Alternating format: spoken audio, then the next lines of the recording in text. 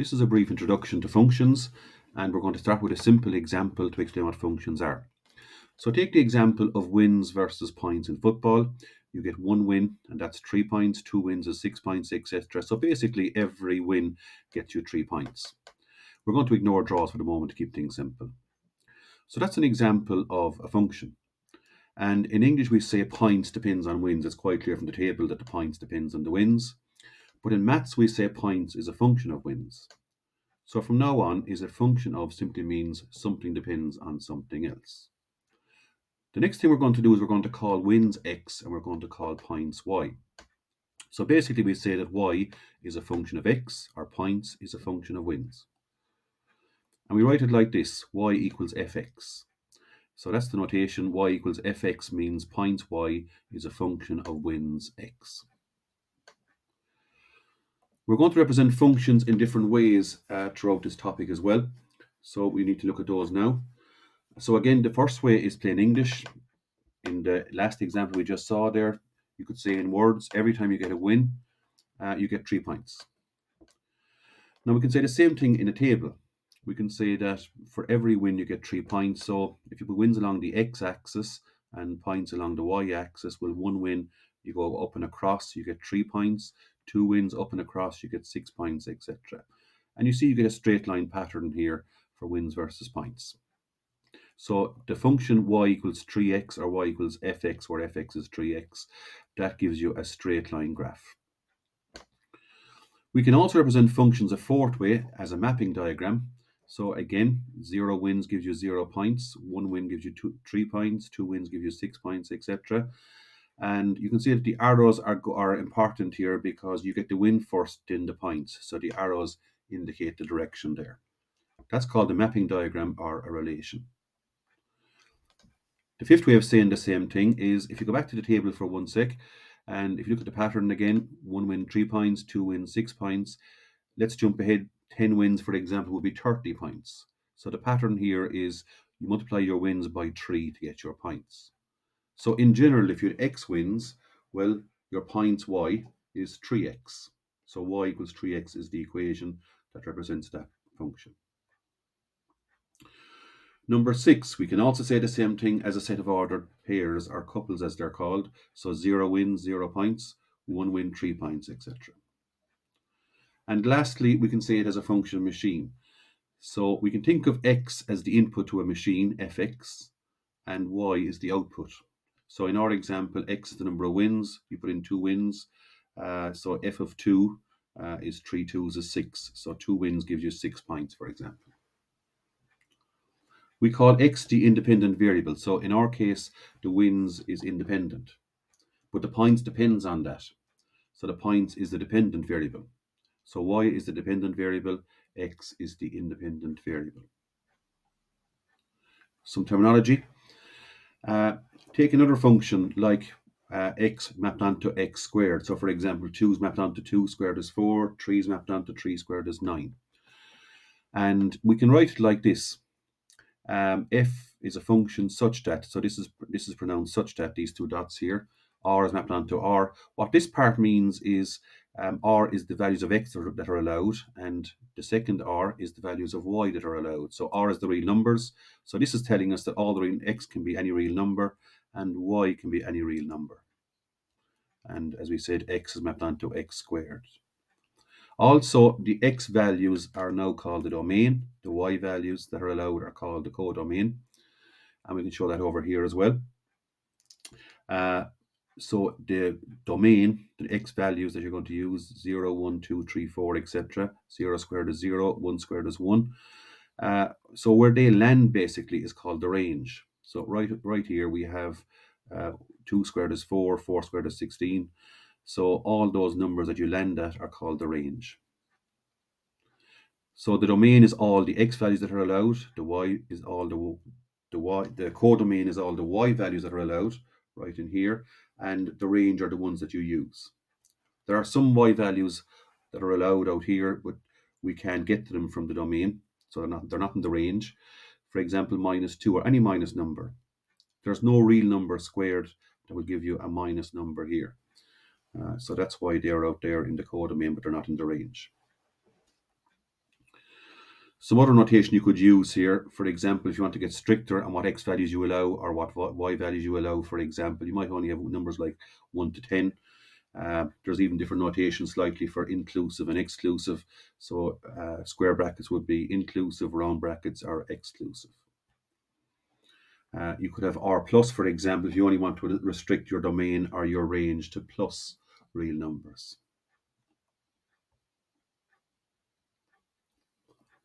So if you want to formally test if something is a function or not, generally speaking, fx is a function of x if there is one and only value, if there's one and only one value of y in the codomain for each value of x in the domain. So basically, in simpler language, you can think of the domain as a question and the codomain as an answer, or x is the question, y is the answer. And basically, a function is where every question has exactly one answer, or every x value has a corresponding y value, basically, or exactly one y value. And we've had that so far. If you go back to the example of here, for example, that's a function because every x value here has exactly one y value over here.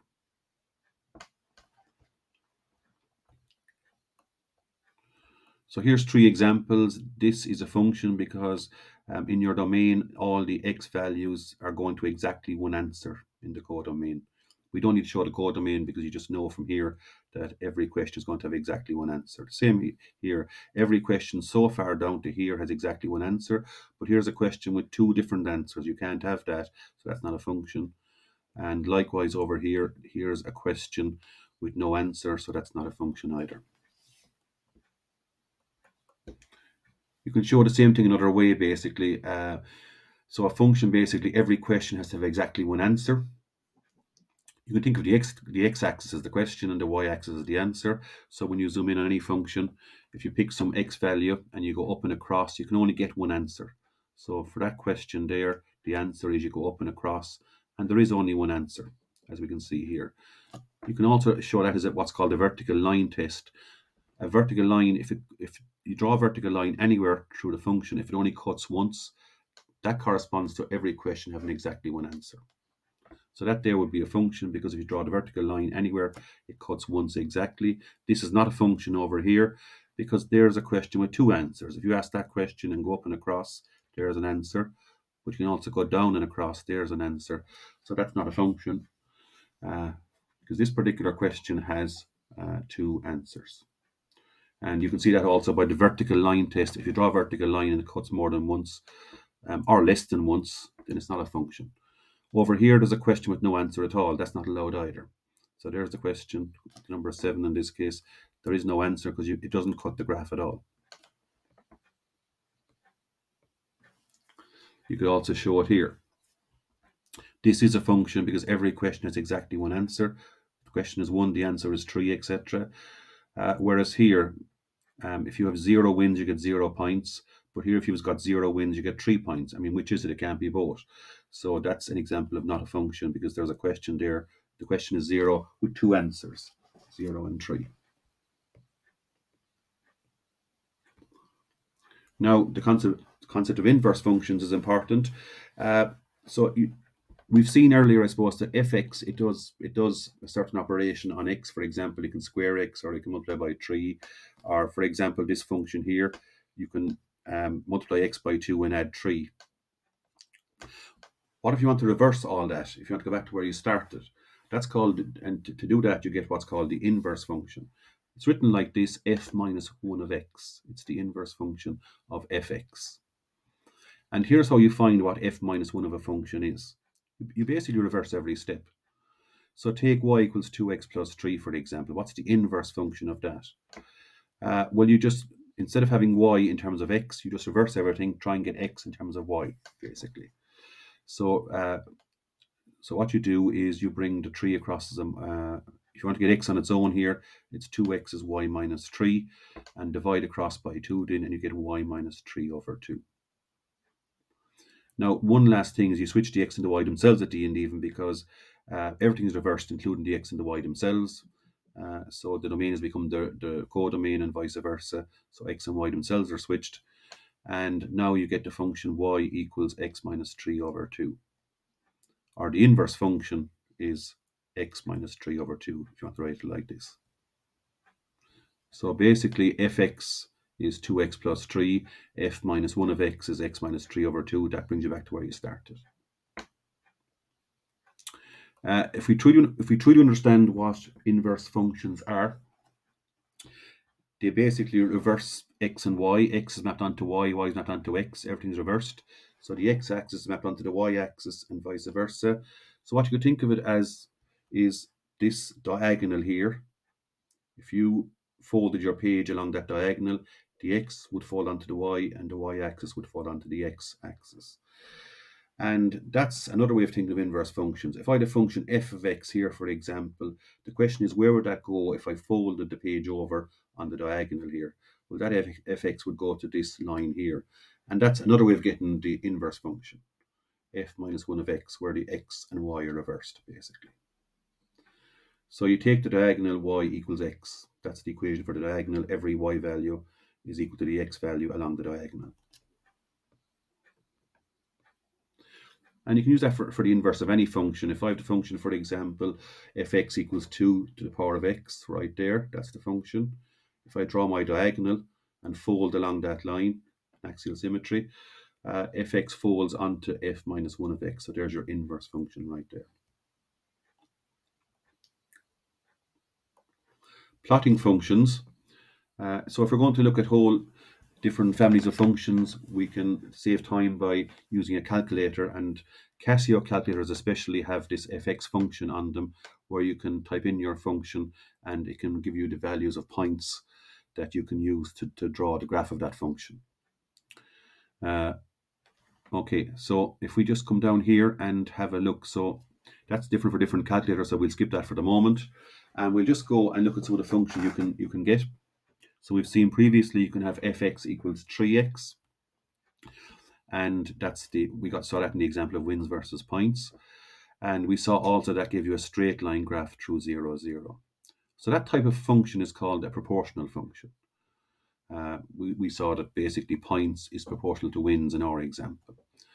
So fx equals 3x, fx equals 4x, 5x, etc. They're all what we'd call proportional graphs. Now, the next family after those proportional graphs would be the linear graphs. So the linear graphs would be also a straight line. It's just they don't necessarily go through 2. So this, for example, goes through y equals 2, and I've drawn it down here. The graph 3x plus 2. It has a slope of 3 and it goes through 2. So they always follow the format mx plus c. That's mx plus c, linear graphs. The next family after those, if you plot them, are the quadratic graphs. So they'd have an x squared on them, and they'd be set out like this. Maybe an x squared, maybe something with x and a number on its own.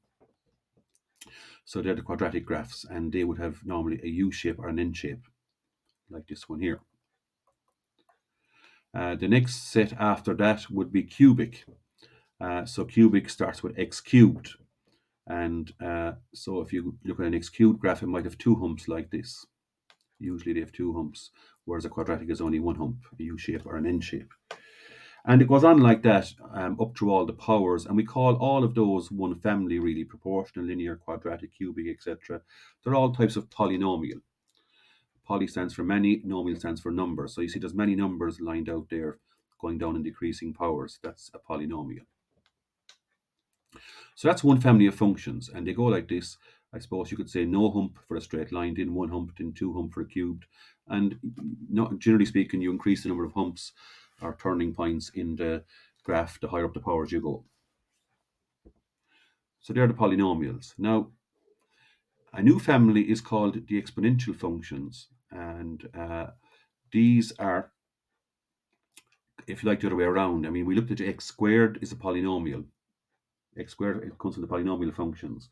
If you switch the x and the 2 around and get 2 to the power of x instead, now you've got a different type of function altogether. That's called an exponential function.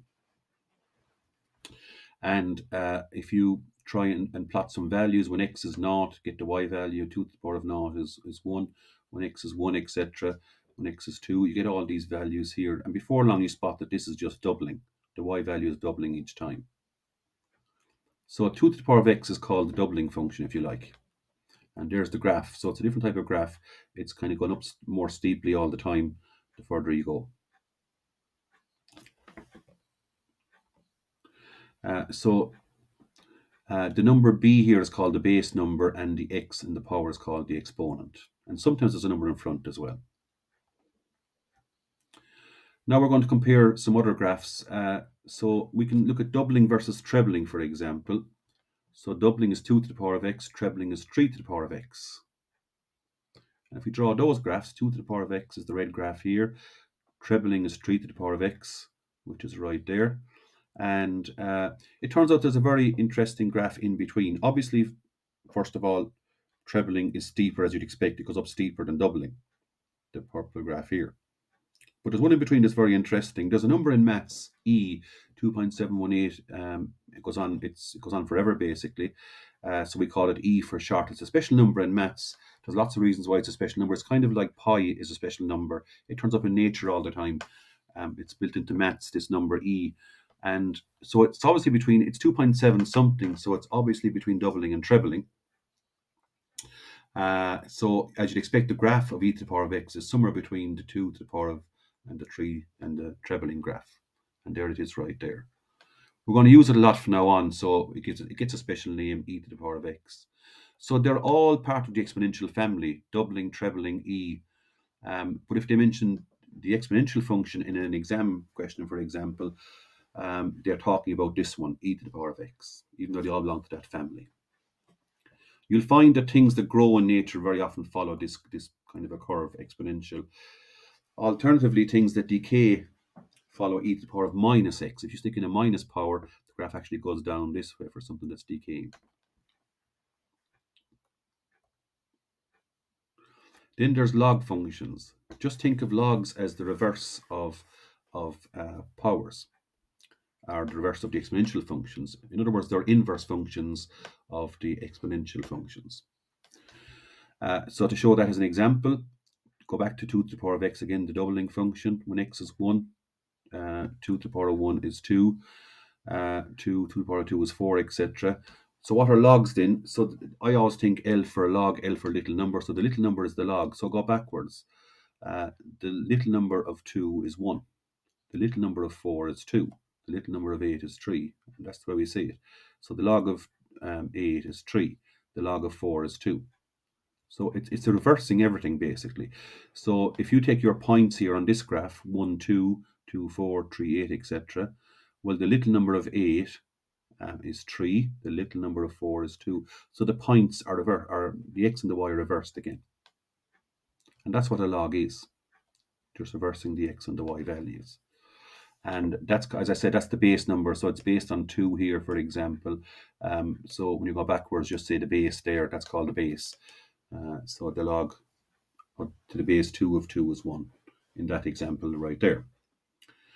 And from what we talked about previously with inverse functions, that means you can now draw the graph of log once you have the graph of 2 to the power of x, or the exponential graph, because they're inverse functions.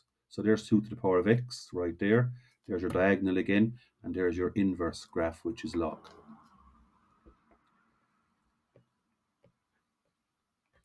Some useful transformations of functions.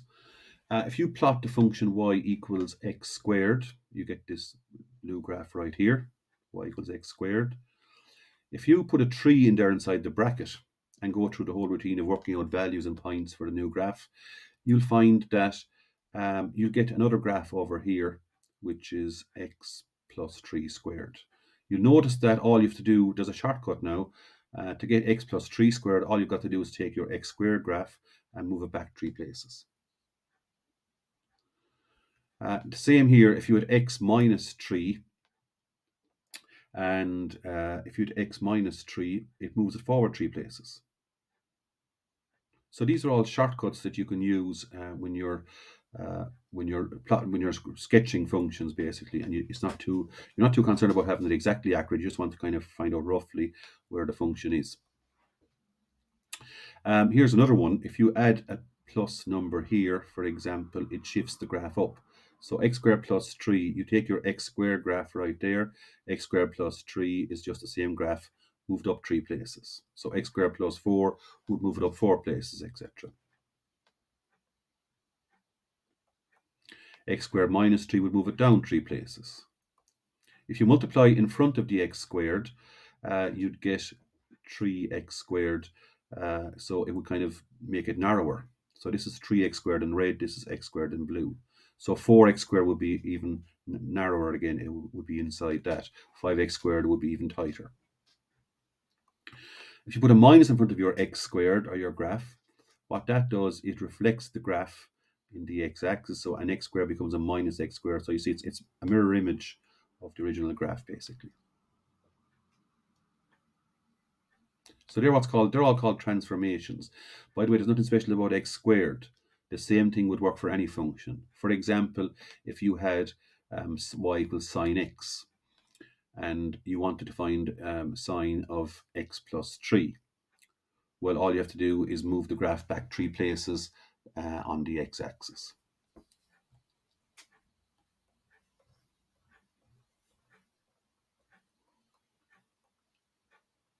So one last useful feature we're going to discuss is this. When you're talking about quadratics, there's this procedure called completing the square, which can be very useful for drawing graphs. So take this one, for example, x squared plus 6x plus 10. If you write that out here, and we're going to rearrange it slightly. We're going to take this number here, 6 in front of the x, get half of that number, which is 3. So over here, half the coefficient of x, which is 3, and square it, and you get 9. And we put the 9 down there. So half that number squared goes here, basically. Now, that 9, you must add on a 1 to compensate, because we still have to have 10 overall right here. So 9 plus 1 is 10. So far the whole equation hasn't changed. All we've done is change 10 to 9 plus 1. Now, why would you want to do that? It becomes obvious in the next step. It turns out these are now what's called the perfect square, these 3 together. If you work out the bracket x plus 3 squared, you end up with this. So working backwards, it's always the same. The root of x squared gives you x, the root of 9 gives you 3. And the sign of the number in the middle, if that's plus, that's going to be plus as well. If that was a minus, that would be a minus. That's the way it works out always. So we've rewritten this in a bracket. These 3 terms together is now in a bracket. Plus 1. And now if we use this and our knowledge of transformations from the previous section we just discussed, we'll remember that a plus 3 with the x inside the bracket, it moves it back 3 places. So you take your x squared graph, move it back 3 places. That's what that does. We just saw that a while ago. And the plus 1 moves it up 1 place. So that 3 moves it back 3 places. That plus 1 moves it up 1 place. And we can now sketch the graph right here. So that's what completing the square does. It gives you a nice way of drawing your graph using the number inside the bracket here and the number here that's on its own, which lifts the graph up. And that's the end of the introduction to functions.